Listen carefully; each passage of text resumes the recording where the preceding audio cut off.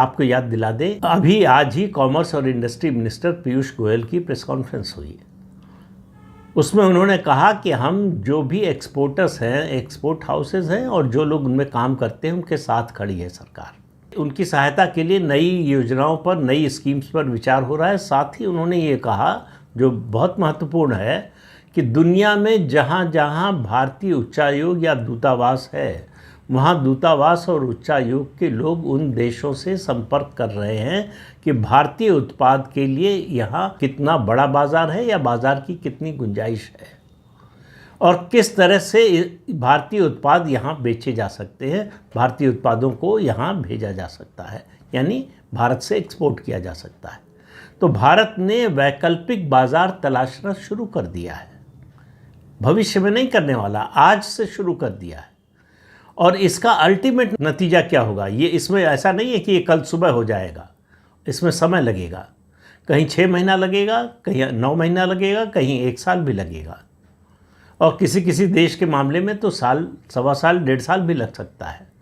लेकिन ये long term planning है, भारत की स्ट्रेटजी लॉन्ग टर्म है। एक्सपोर्ट के लिए अमेरिका पर निर्भरता को कम करना या ख़त्म करना, ये बात मैंने पहले भी कही थी और आज फिर कह रहा हूँ। ये जो रिचर्ड वोल्फ ने जो बात कही है, उससे इस बात की पुष्टि होती है।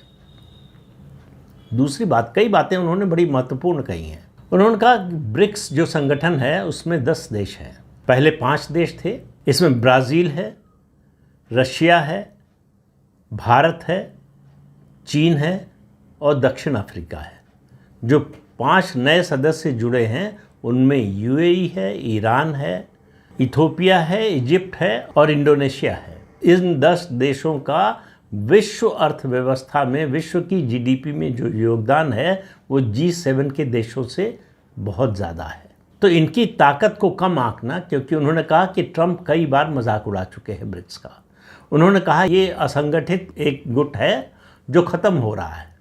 उन्होंने कहा ब्रिक्स इज़ डेड, ये कहा था डोनाल्ड ट्रंप ने। लेकिन रिचर्ड वोल्फ का मानना है कि ये गुट इस बात के प्रयास में लगा हुआ है कि डॉलर के प्रभुत्व को कम करने का विकल्प क्या हो, उस विकल्प की तलाश हो रही है। और उन्होंने कहा कि ट्रंप की जो ये टैरिफ वॉर है, ये ब्रिक्स को ज़्यादा संगठित और ज़्यादा सफल विकल्प बना देगा यूरोप का।